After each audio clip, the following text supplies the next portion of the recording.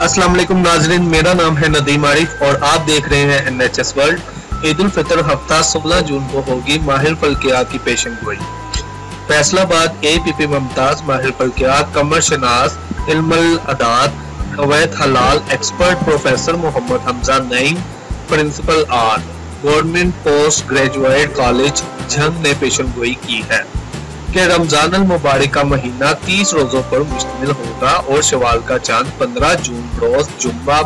मुताबिक 30 रमजान की शाम नजर आने के बाइस ईद उल फितर यकम शवाल रोज हफ्ता मुताबिक 16 जून को होगी। एक मुलाकात के दौरान इन्होंने बताया कि 29 रमजान के मुताबिक 14 जून रोज जुमेरात की शाम पेशावर,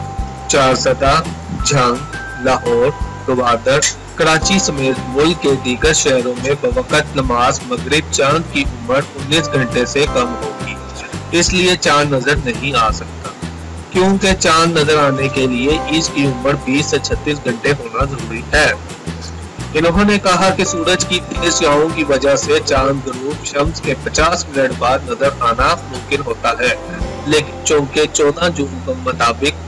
29 रमजान रोज जुमेरात को ये वक्त 34 से 39 मिनट तक होगा, इसलिए शवाल का चांद 15 जून रोज जुम्मा